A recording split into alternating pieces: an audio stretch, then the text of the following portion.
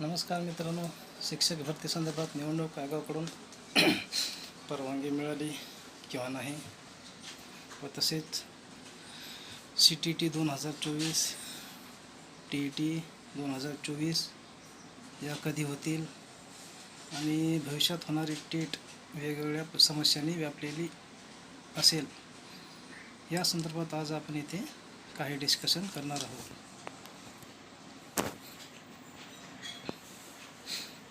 चला तर मग बघूया.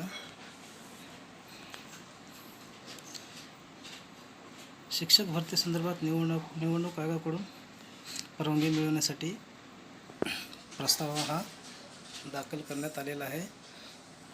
तो लवकरच मिळून जाईल. जवळपास 10 ते 15 दिवसात त्या संदर्भात आपल्याला परवानगी मिळेल अशी माहिती मिळालेली आहे.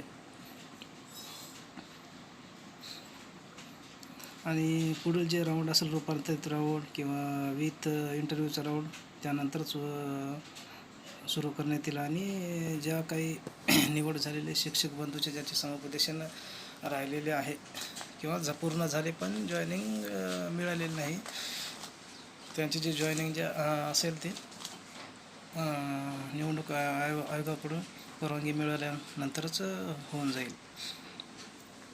आणि त्यासोबत हे बघा, CTET 2024 यांची डेट, शेवटची डेट आहे बघा फॉर्म भरण्याची 2/4. इथे बघा दिसतं तुम्हाला, वरच्या इथं बघा,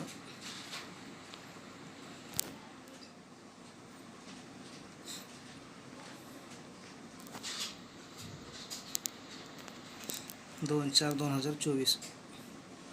आणि त्यासोबत एक्झाम डेटसोबत डिक्लेअर केलेलं आहे. ते सुद्धा बघा खालच्या साईडला आहे. ते 7 जुलैला CTETची एक्झाम होईल असे सांगितलेले आहे. आणि TET 2024 ही जवळपास जून ते जुलै महिन्यात होण्याची दाट शक्यता आहे. आणि यावेळेस TET पात्रता जी आहे ते 55-60% हा मध्ये जो कोर्टात जे गाजलेला आहे त्याच्यावर प्रत्येकाने काम केलेलं पाहिजे. म्हणजे ज्याला कोणाला ओपन कॅटेगरीमधल्या जागेवर जायचे असेल त्यांनी 60% प्लस TETमध्ये पात्रता गुण घेऊन TET पात्र झाले पाहिजे. आणि त्या दृष्टीने प्रत्येकाने प्रयत्न करावा. आणि शेवटचा जे मुद्दा आहे ते बघा, भविष्यात होणारी टेट वेगवेगळ्या समस्यांनी व्यापलेली असेल. कारण बघता 2017ची व 2022ची शिक्षक भरती पाहता मोठ्या प्रमाणात अध्यापक विद्यालयातून नवीन स्पर्धक निर्माण होत आहेत.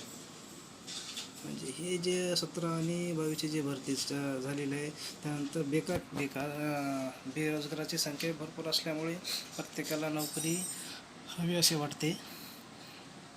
त्यामुळे भरपूर विद्यार्थ्यांनी DED आणि BEdला ॲडमिशन केले आणि अध्यापक बनण्याची स्वप्ने बघत आहेत. त्यामुळे पुढील काळात जे टेट परीक्षा, टेट 3 जे काही डिक्लेअर करण्यात येईल किंवा होईल भविष्यामध्ये, त्यावेळेस आपल्यासोबत स्पर्धक हे 3 लाख प्लस असू शकतात. या दृष्टीनं आपल्याला टेटचा अभ्यासच्या काही प्रयत्न आहेत ते करावे लागेल. आणि त्यासोबतच शासनाचे नवनवीन धोरण व गुणवत्तापूर्ण अभियोक्ताधारक गुणवत्तापूर्ण अभियोक्ताधारक निवडण्याची शासनाची पद्धत आहे. आणि या यादीमध्ये जर तुम्हाला भविष्यात यायचे असेल तर टेटमध्ये जवळपास 60 ते 65पेक्षा जास्त गुण घ्यावे लागतील. कारण माहीत आहे का, त्या संदर्भात उत्तर प्रदेशची शिक्षक भरती बघावी.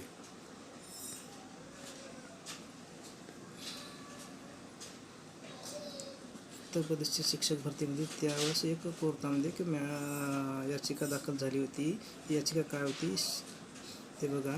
तिथल्या अभियोक्ताधारकांनी शिक्षा मित्रों का कहना था कि असिस्टेंट टीचर की भर्ती परीक्षा में सामान्य वर्ग के लिए कट ऑफ 45% और रिजर्व कैटेगरी के लिए 40% का रखा गया था. म्हणजे शिक्षक भरती पूर्ण होण्याच्या अगोदर 40% आणि ओपन कॅटेगरीसाठी 40% आणि रिझर्व कॅटेगरीसाठी ओपन कॅटेगरीसाठी 25% आणि रिझर्व कॅटेगरीसाठी 40% असे क्रायटेरिया ठेवला होता. लेकिन पेपर के बीच में उसे बढ़ा दिया गया और उसे 65 और 60% कर दिया गया. ये गैर कानूनी कदम है क्योंकि पेपर के बीच में कट ऑफ नहीं बढ़ाया जा सकता. म्हणजे टेट म्हणजे जे काही गुण मिळवलेले आहे त्याच्यामध्ये कट ऑफ ठरवला गेला होता, कारण तिथे विद्यार्थी संख्या भरपूर, जागा भरपूर होत्या आणि त्याच्यामध्ये कट ऑफ ठरवला होता. ते कट ऑफ जवळपास 65% जनरल कॅटेगरीसाठी आणि रिझर्व कॅटेगरीसाठी 60%. या टक्केवारीच्या अंतर्गत येणाऱ्या अभियोक्ताधारकांनाच त्यांचेच मेरिट लागण्यात येईल असे सांगितले होते. यावर कोर्टात याचिका होती आणि या याचिकेसंदर्भात हायकोर्टाने काय सांगितलं बघा.